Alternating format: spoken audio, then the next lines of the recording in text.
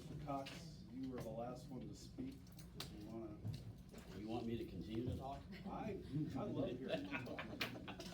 Tell that to my wife, will you?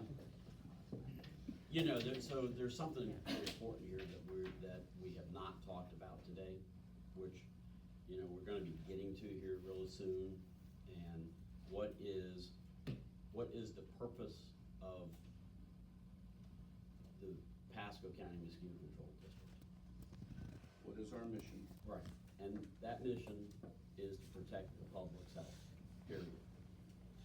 That's all, that's the reason we exist, right? It's the difference between a developed country and a non-developed country. I would challenge anyone, go to a non-developed country. You've been there. That's right. I've been there.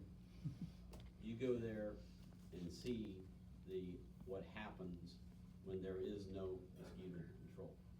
People die. It's not anything other than that. They get sick, they get debilitating diseases, and they die. So we have to continue to be funded at a source that we prevent the public's health from being jeopardized. So, I'm sorry, yes, I think that we need to develop a spend down plan, period, in the statement. I think this board should direct the executive director to do that. But at the end of the day, we have to be able to protect the public's health. Otherwise, if you don't want to protect the public's health, you want to save a couple dollars every year, then, you know, just close the place up, I had an which is argument ridiculous. with someone in my community was questioning spending with the district. And they said, well, my mosquito control ad valorem tax is higher than what SWIP mud is. And I said, well, for less than $5 a month, you're being protected from mosquitoes. And I said, if you try calling Mosquito Joe, I can tell you he's not coming out for less than $200, and he's gonna put you on some sort of monthly plan. We're the cheapest game in town, and we employ scientists, pilots, mechanics, people in the field, you know, battling snakes and stuff. I certainly don't wanna be out there doing what they do. But I think we're doing a great job with what we have, and we're doing it at a great savings to the taxpayer. I concur that, I believe our staff should be figuring out what our spend down is for us to approve, to where we're all staying safe, and still getting our job done.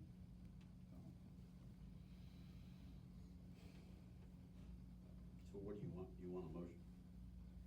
Just a directive to, You know, I mean, you know, I have, if you want a formal motion, I'll move that we ask Director Rogers to develop a spend down plan for the district with its resources. Commissioner Cox, did we also include the inclusion of the proceeds from the sale of the surplus property? Because I think that's gonna play a part of the spend down plan. It includes everything. Budget cut. I mean, you know, Okay, perfect, thank you. it includes the proceeds from scrap metal. You know, I mean, it's all the available dollars, yes. Everything we do. Yep, so amended. Thank you for the clarification. It just, since the motion said spend down of the reserves, and that's not the reserve, that's why it helps when we have further discussions related to the spend down phase. Yeah, I understand. I mean, in my mind, I look at the reserves to include that property. So, Whatever assets. we just don't have. know what the dollar amount Right. is yet, so, but we'll figure it out and we'll get it done. Matt, do you have any? Well, I absolutely agree with both of you and staff on this. You know, as we've been informed by the Florida Mosquito Control in the last 10 days about rampant increase of disease due to this temperature change and due to the amount of water flooding from all directions, we have the highest level of disease in this county we've ever had. And you look at the non-developed countries, you look at Bangladesh specifically, there's 80,000 people a year go to the hospital.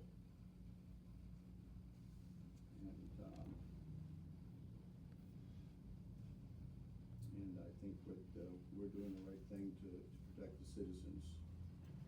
The commissioner told me in California several years ago, when they were fighting West Nile and faced with this same exact situation, is generally many folks don't care about public health because public health, the health department, mosquito controls do such a good job. That's right. It's not a crisis. Right, but when a 10-year-old girl That's what dies, it is. that's what makes a change. That's a crisis. Yep. Yeah. And that's where if we don't maintain what we have, where we're headed. Mhm. Absolutely agree with that. Yep. All right, so our direction is for you to spend down as we need to get where. Create the spend down plan. Correct. Yes, To include the property. Yes. all district assets. Yep. Yep. So I actually put that in the form of a motion. All right, any discussion? All in favor? Aye. Good, thank you. Thank you.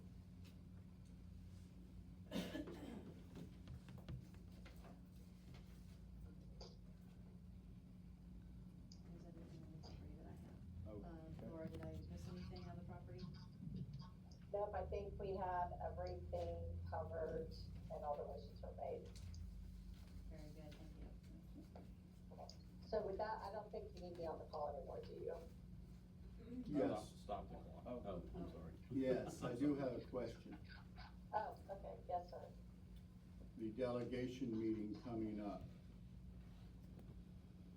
are we able to get 5 minutes to inform the delegation and the general public about disease with representatives from the Health Department, Mosquito Control, and Florida Mosquitoes Control Association, just 5 minutes?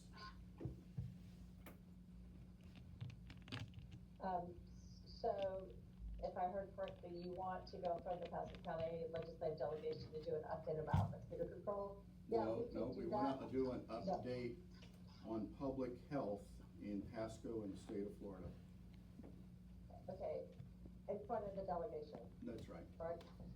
Okay, yeah, I mean, I haven't seen the notice for the delegation meeting. Generally, that includes the details related to how to submit a request to appear. I can actually, we're gonna be with Representative, I can ask Representative Bagger if Yeah, that's. I'm sure there's somebody else that controls the meeting that we should be going to. Yeah, I just don't know who the delegation chair is going to be this year. They change every year. And so I just need to get that information and then, that can be submitted to the delegation, then it'll be on the agenda. Okay, and the date on that is? The delegation meeting, I think, is the 8th or 9th of January. January 7th. January 7th. It's January 7th. And it's being held where? County West delegation. Pasco, I can send campus. you, I can send you. West Pasco College? Yeah, campus on the West Okay, Pasco. January 7th, PHSC, West Campus. Okay, thank you.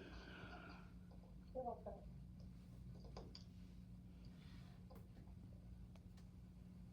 All right, do we need Laura for anything else?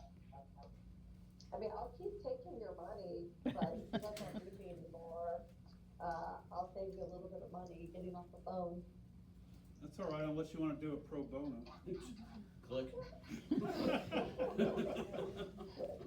I love you guys that much, but not that much. Yeah, you got bills to pay too. Thank you, Laura, though. Thank you, appreciate you being Thank you, on. have a good day. You as well. Okay, bye. Bye now.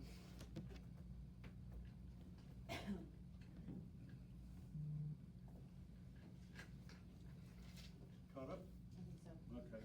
thank you. Director's report? Okay, I am pleased to announce and honored that we were able to host Florida's Commissioner of Agriculture and Consumer Services, Wilton Simpson, here at the district facility last week on Friday.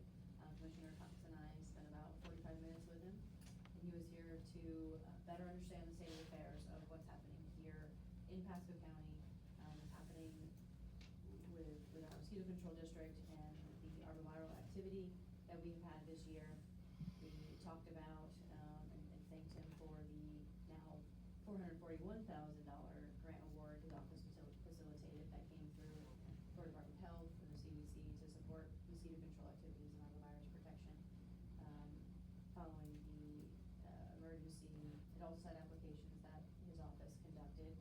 So there was some great discussion on that for here in Pasco County, but then we have 20 additional counties that they provided control activities for under the emergency declaration. I think it was a really great opportunity for him to better understand the challenges that we are currently facing and the political landscape, and see what our limitations are here on this facility. And so we talked about what the near future would look like and the need for rebuilding what we have here and making it sufficient for our operational needs now, because it is insufficient, but then also looking to the future as well. So I think it was a really great opportunity for us to have that discussion with him and really open his eyes to the limitations that we have and what our operation and some of the things that we need so that we can improve what we're doing in providing public health protection to our community. So it was a really great opportunity. Commissioner Cox, you were there. Did you have anything that you wanted to add on that? No, I mean, I think that, it was great having the commissioner here.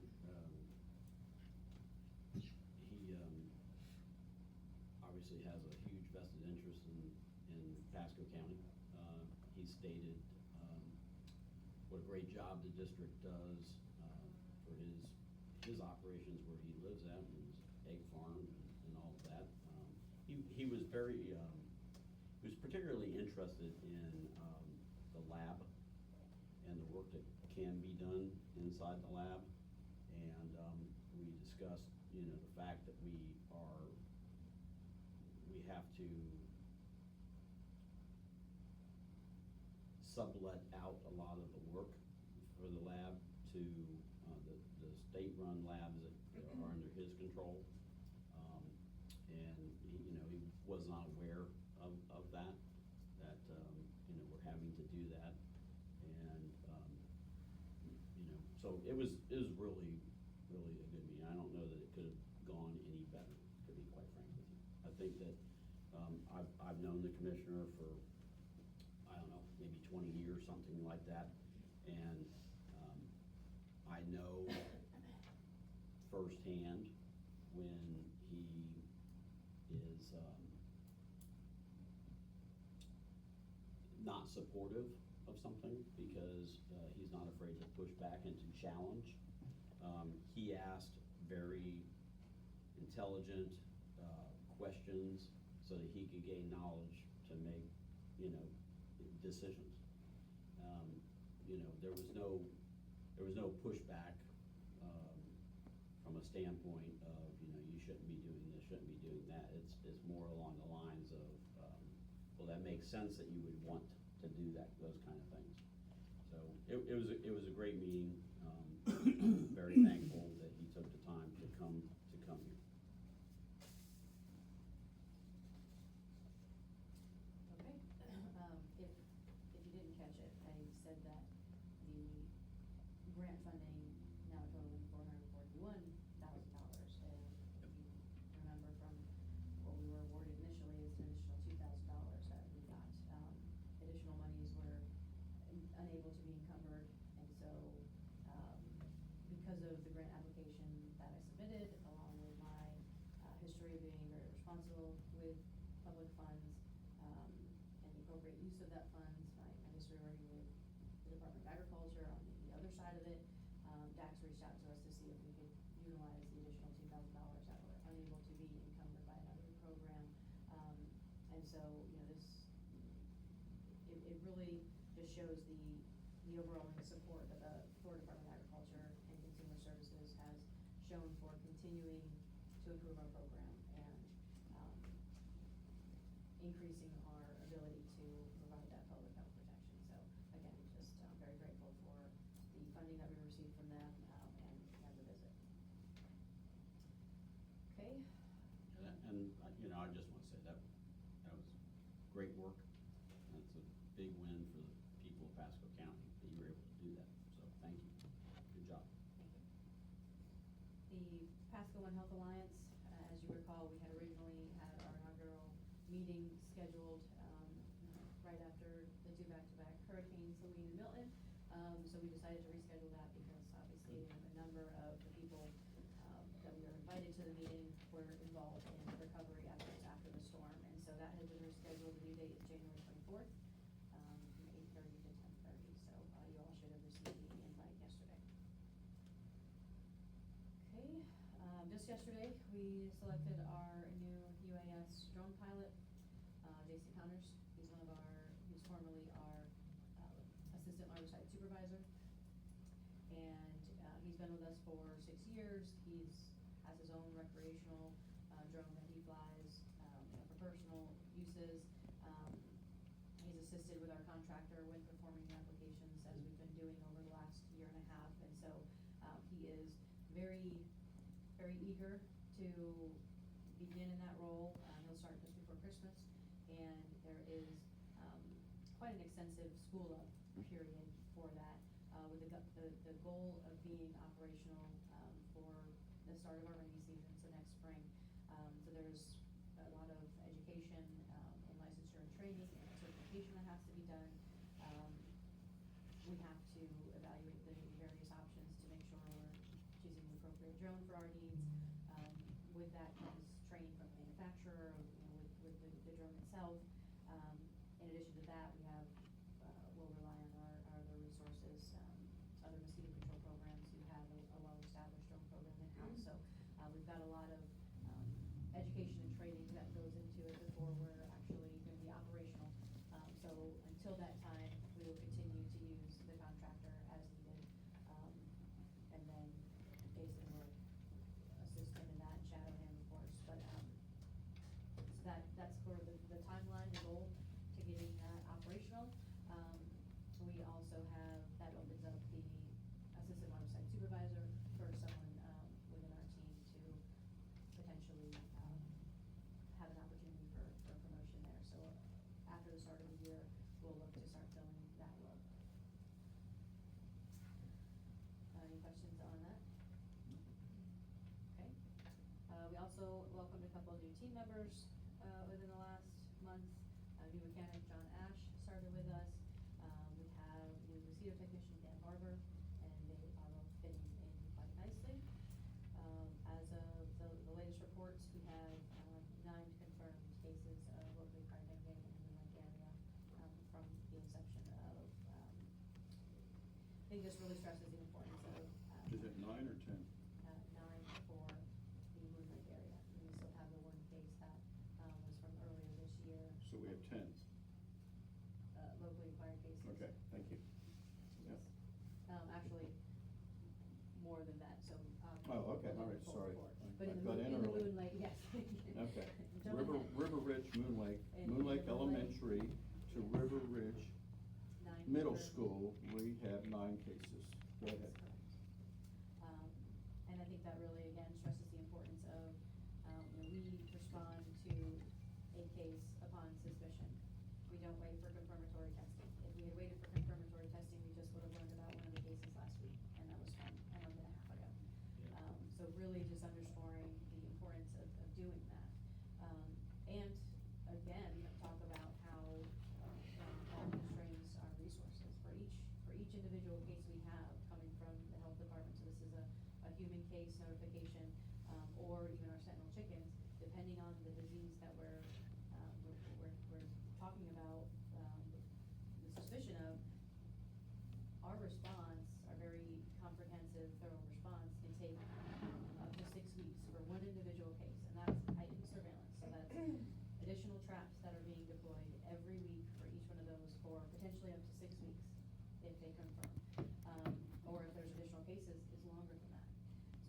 right now, as of, yesterday, we have responded to 66 cases, human cases of suspected mosquito-borne disease that we received through the health department.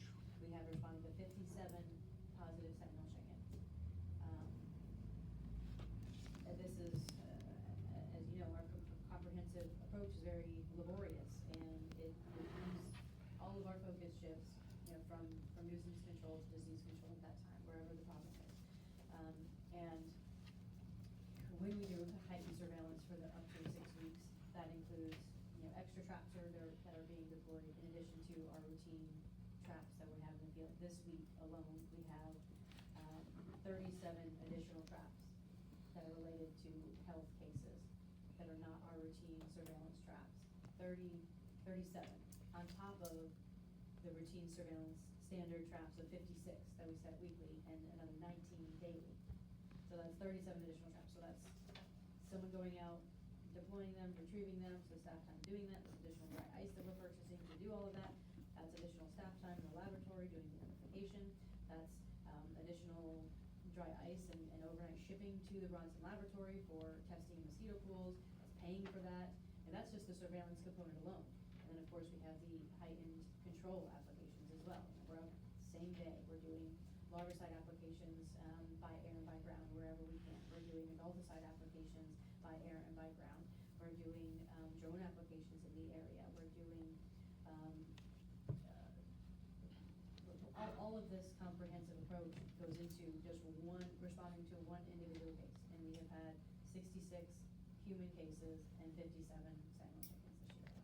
This is the worst arbovirus year we have ever seen.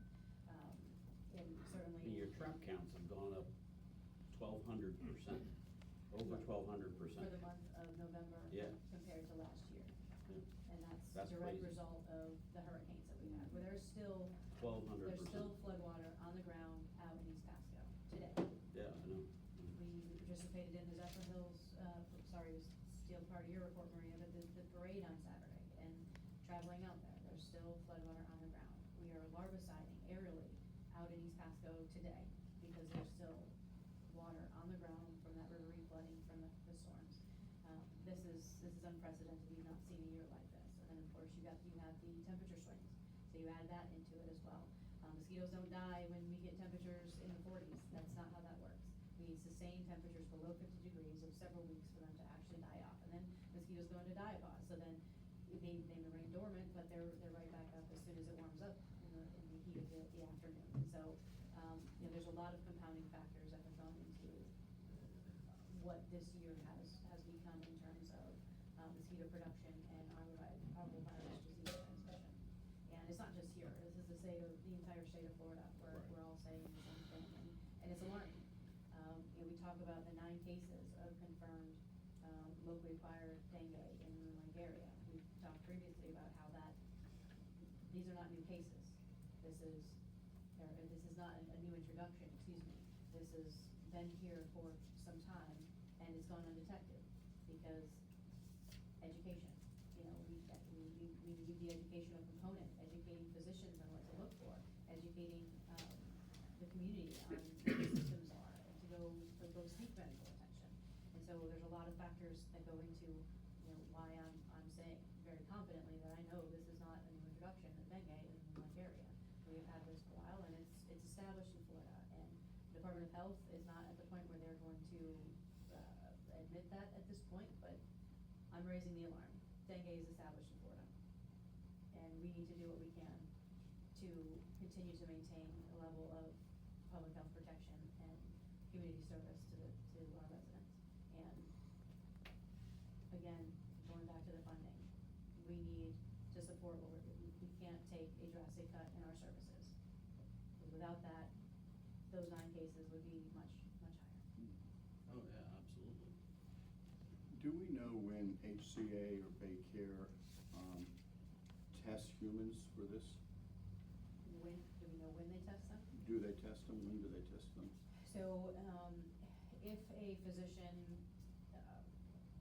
suspects that it is a mosquito-borne disease and they order tests for it, at that point, all mosquito-borne diseases are reportable diseases in the state of Florida. So so at that point, when the test is ordered, Mhm. that's when the notification goes to the Department of Health. And so that's what I'm saying, upon suspicion, at that point, the health is notified, they notified us. So let's say that they go straight into an emergency room. What's the protocol there? When do they test or do they not test? So a physician will evaluate the individual, and I'm certainly not a physician, so I don't know all of the particulars, but, they'll evaluate the symptoms, and, it's up to the physician to determine whether or not the symptoms meet what's described for that particular disease. And so they're going to be testing for, they have to, for one, think of it as being an issue. And unfortunately, what we have seen here very recently in this area, numerous examples of individuals going to seek medical attention, and the physician that is evaluating them specifically stating, dengue is not common here, we don't test for dengue. During an outbreak, after we've published numerous press releases, we've tried to educate the community as best as we can. We've done door-to-door sweeps of the neighborhood. The information from the health department is getting to hospitals, but it's not disseminating down to the entire staff. So there's a break in the communication and the education on that point. And if we don't call dengue endemic in the state of Florida, it's doing us a disservice, because we're not looking for it. Our physicians aren't testing for it. How do we know that we have virus if we can't, how can we protect public health if we don't know we have virus in the area? And these are key pieces of surveillance that we're missing, including testing of mosquito pools. And that was one thing that we were planning for the new facility, and that's a key component that we're missing in the surveillance puzzle, is testing mosquito pools for virus. And then education of the physicians, and that's huge here. And literally, within the last 3 months since we've had this issue in Moonlight, there have been numerous reports of going into hospitals, urgent care facilities, and them denying the request to test for dengue, because the physician or whoever is evaluating them is not educated properly, because they're considering it an exotic disease, and unfortunately, that's doing us all a disservice. So- Doing our citizens a disservice. So let me get a little comment here about this. So, the much better half of the Cox household is That doesn't include you. well, yeah, and that's what I'm saying. Yeah, no. So, my wife is a device farm rep, and she's very accomplished at that. A big part of what she does and what colleagues do is education, right? And they do it through in-servicing. Has there been any conversations with the health department about going and doing in-servicing in the hospitals, in the urgent care places, to just talk to the staff, which includes the physicians? To my knowledge, that has not been part of the conversation. In my communication with health, when I learn of these issues, I do report Yeah. which facility it is, so that they can direct some education. But there's not been any talk of in-servicing, in-service education. Well, I think you ought to have that conversation with the I health think department. that's a great idea. Yeah. I think that's something that, this Pasco One Health Alliance that we're trying to start,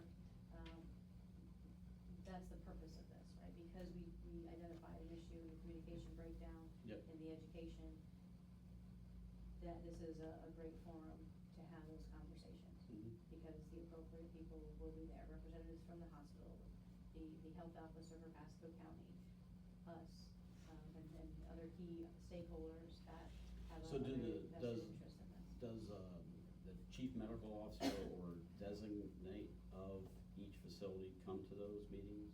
Well, we had to reschedule our November meeting. Right, I know, but is that the game plan? That's the goal, to get them here, yes. That's the goal. They've been invited, yes. Yes, Okay.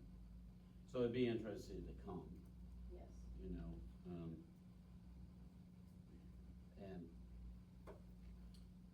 in the pharmaceutical world, they do dinner programs and stuff like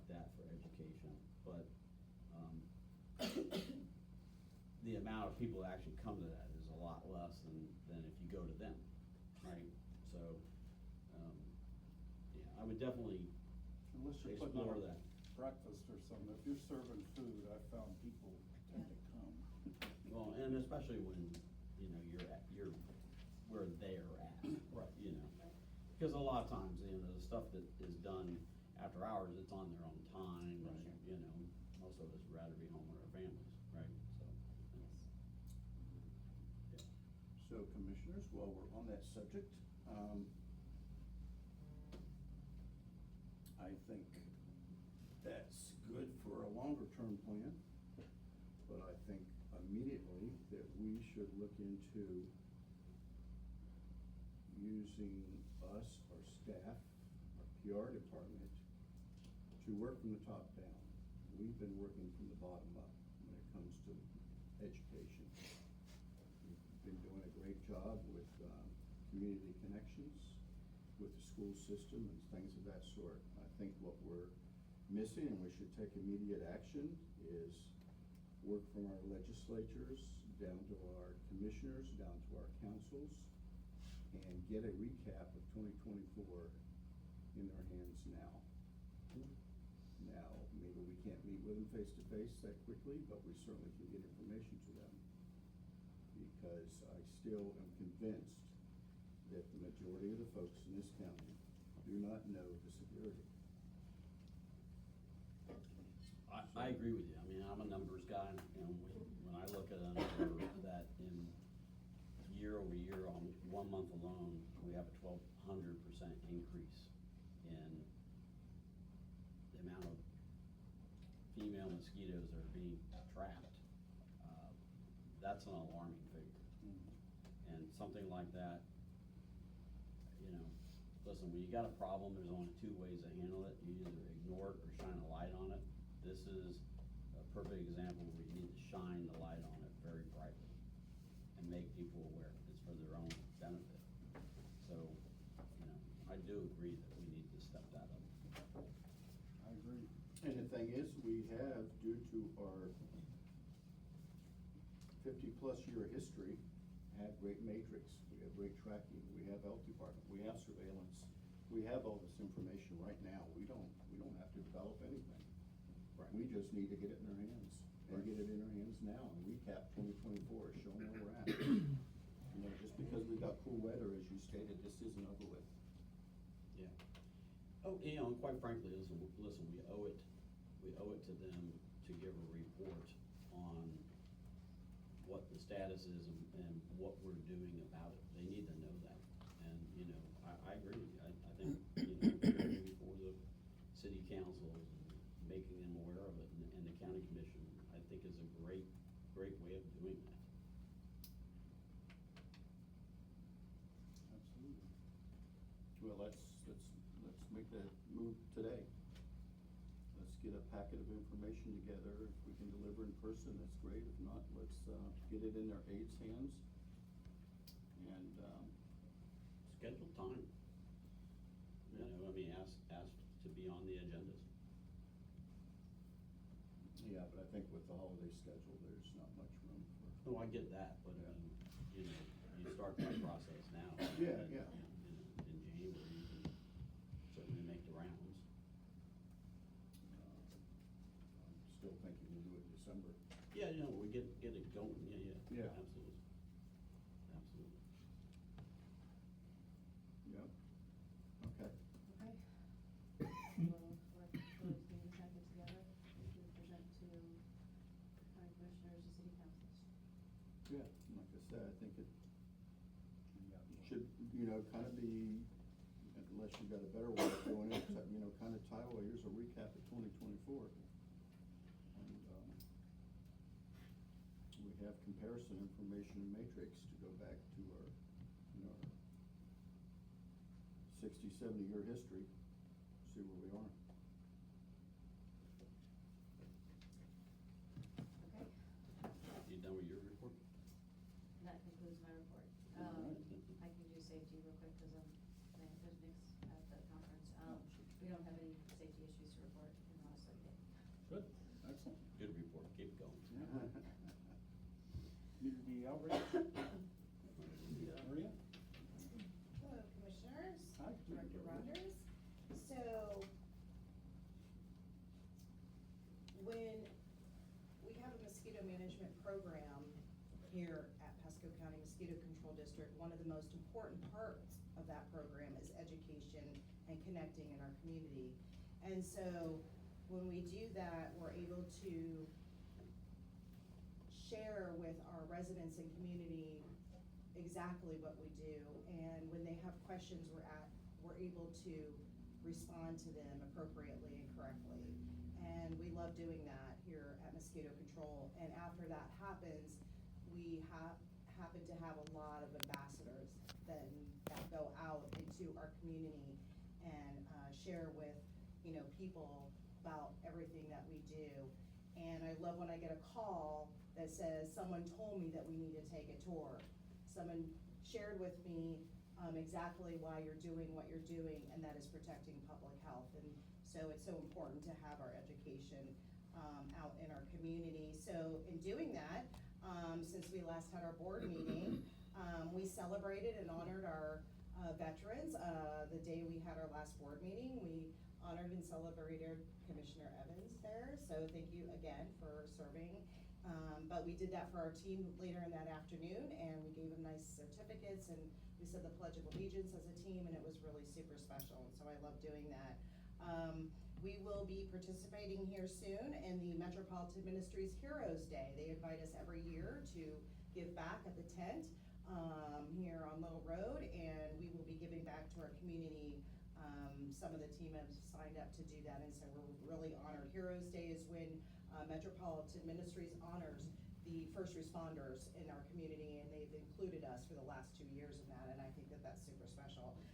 We were just in the parade at Suffer Hills. Everyone enjoyed that this Saturday night. It was packed and full of people, and they had an announcer there that actually announced what we do, our mission, to the crowd, and also, from my understanding, also stated all of your names as well, because we had a banner on our float that had your names on it. And then we will be in the downtown parade here in Newport Richey this Saturday, and we look forward to that as well. We've also had 4 school days of programs and education where we've been able to educate the 5th graders of our schools. I always say that hopefully they'll be the next ones in our seats one day, so it's really cool to be able to educate them in our community. We were a part of Great American Teach-In this year, so that was really a fun way to educate even further with our range of school age kids. We went to Pineview Elementary, Anklet Elementary, Craftswell is Cody River Elementary, that was where my boys went, Shady Hills Elementary, Sunray Elementary, and Moon Lake Elementary. A lot of kids we touched, a lot of our team did that as well. We had a tour on probably one of the coldest days of December 4th. It was our last tour of the year. And, it was really great that, one of the things I joked about was one of the safety things I do in emails to the people on the tour is to wear closed-toed shoes for safety purposes, because part of our tour is outdoors. And I didn't have to say that in this email this time because it was so cold out. So they really all enjoyed it, and they really had a lot of great questions. And every time anybody comes out of that tour, they really get the purpose of what we do, public health, and that is really great to see. The one thing that I love about connecting in the community and what's so important is it gives us opportunities to get into other areas, and so I'm honored to be invited representing mosquito control to several things. So I was a part of Runway for Hope Ladies Night, supporting Premier Community Healthcare. I was also at the Alliance for Healthy Communities for Pasco ASAP just recently, their brunch breakfast, and then we attended the West Pasco prayer breakfast for the YMCA, all representing Pasco County Mosquito Control District. And so, Merry Christmas and many blessings for the new year. Thank you. Same to you.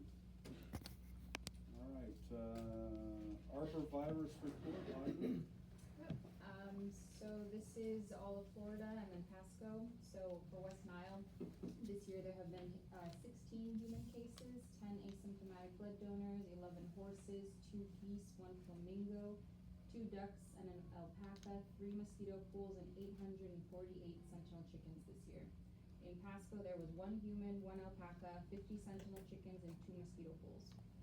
For Eastern Appliance virus, there were 56 sentinel chickens, 22 horses, 2 emus, 1 emu flock, 1 duck, and 1 deer. And in Pasco, there was 1 emu flock and 2 sentinel chickens. For St. Louis encephalitis virus, 29 sentinel chickens in Florida, with 5 of those being in Pasco. Dengue, travel dengue, there were 859 cases this year in Florida, with 10 cases in Pasco County. And there were 74 local cases in Florida, with 10 confirmed cases in Pasco County, and an 11th one that has been positive with commercial testing, but they're just waiting for state confirmation. And then chikungunya travel cases, there were 11 in the state of Florida and 1 case in Pasco. Oropouche travel cases, there were 90 cases in Florida with 3 cases in Pasco County. And malaria, travel malaria, there were 66 cases in Florida and 2 cases in Pasco County. And Pasco County is still under a mosquito-borne illness alert as of October 1st. I don't know, what's the slang term for Oropouche? They had another. Sloth fever. Sloth fever, that's right. I was reading up on that and I forgot what that was, sloth fever. I wonder if I have that every once in a while. All right, thank you. So I have a few questions. As we look to our south in the Americas, I believe, and let me know if there's others, but who's the top 2 countries with dengue fever issues currently? I think we're getting most of our cases from Cuba and from, I wanna say, there's still quite a few coming from Puerto Rico, but that's not necessarily, Right. I thought Puerto Rico claimed an outbreak, didn't they? Yeah. An emergency declaration back in, it was January, February of the year, which, again, being the coldest months of the year, that's alarming. Sure. That is a tremendous concern. So we have direct flights out of Tampa to both of those countries several times a day. And the Cubans, the Puerto Ricans continue to come in, as they always will, and they should. And we should go there, but now we've got disease. How many cases are in Miami-Dade right now? Well, not right now, 2024. How many cases of dengue overall, both the breakdowns? I don't have that off the top of my head, but I can find that with me 1 minute. Okay, is it a little, a lot, a few? Oh, for travel dengue? Both. For both, definitely a lot. Travel It's more than locally in Pasco, acquired. but, it's definitely a good number. I will let you know. Last year alone, there were 176 or 178 locally acquired cases of dengue in the state of Florida. Most of which were in Miami County, some in other counties as well, but probably the bulk of that is Miami County. So when you're saying that, it's not somehow tied back to somebody traveled. Correct. So There's no history of travel in these. there's no history of travel, but that doesn't mean that I travel to Africa, get bit, have the disease, come back, mosquito bites me, and then bites Randy, who's never gone out of the state. So he would be considered non-travel related. Correct, that is the local transmission. So you are the one who introduced it. So I'm the travel travel related. case. Right. And then anything beyond that, once Right. the infected mosquito. So the bottom line bites is, someone else. it's here, Yes. it's here, period. It's sustaining. Yeah, right, it's not going away. Right. Yeah, well, you're right to ring the alarm, no question. So in Miami-Dade, there were 428 travel-related dengue cases and 46 local cases this year. Wow. So Miami has the most air traffic into those countries of anywhere in the nation.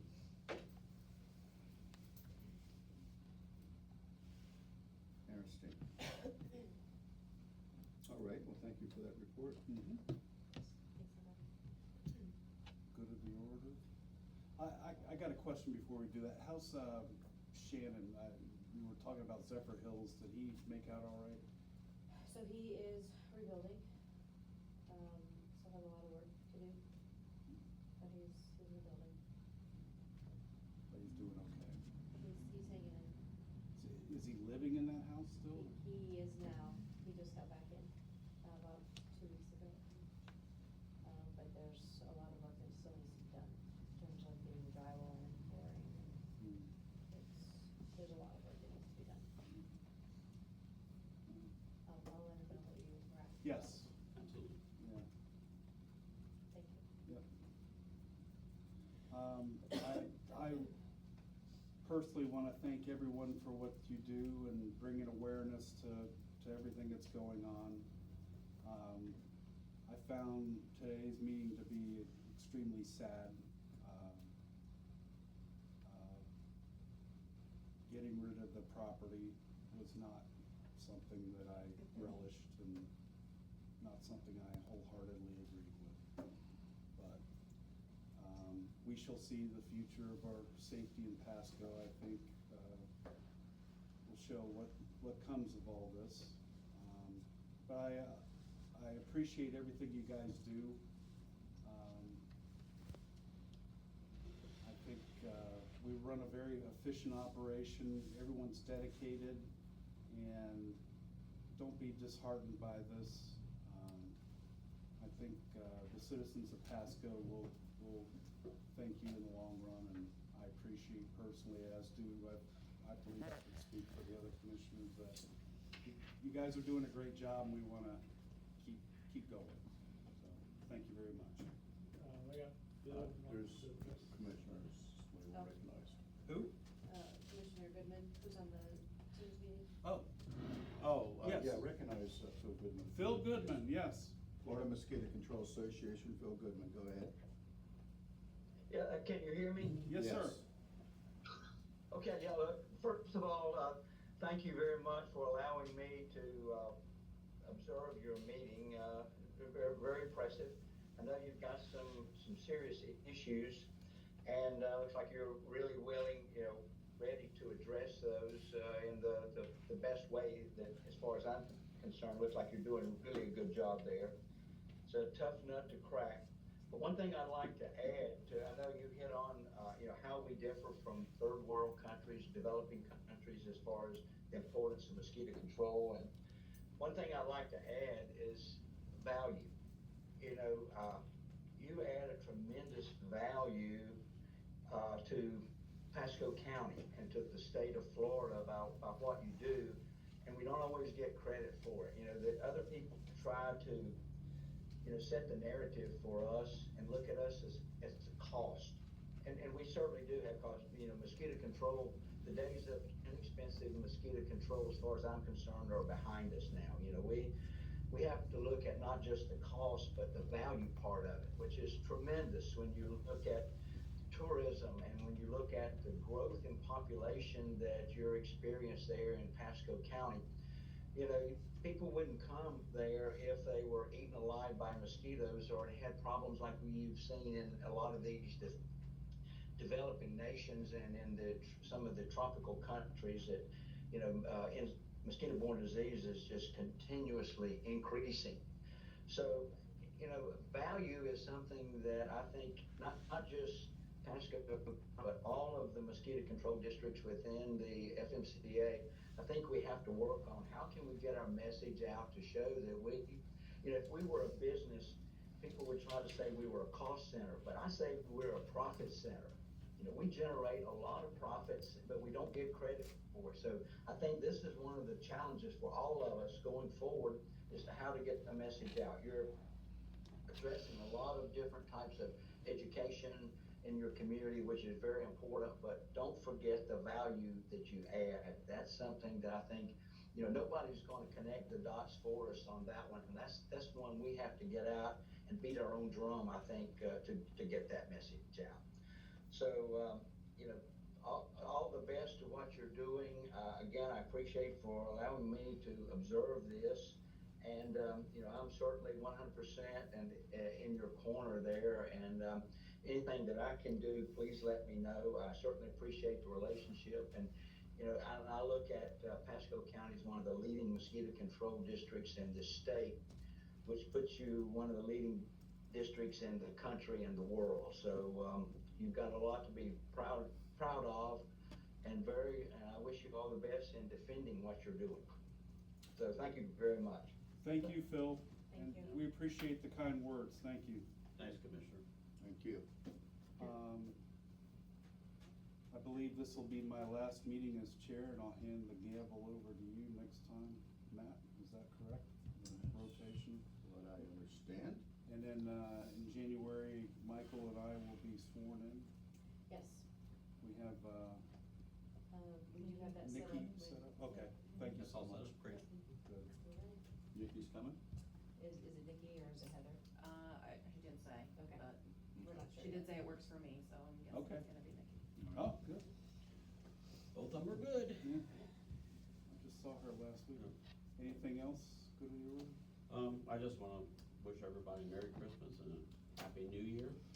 Thank you for everything y'all are doing, and appreciate the opportunity to be able to continue to work with you all. Merry Christmas. Yes, Merry Christmas. All right, Move for adjournment. all right. All in favor? Bye-bye. We're adjourned, thank you.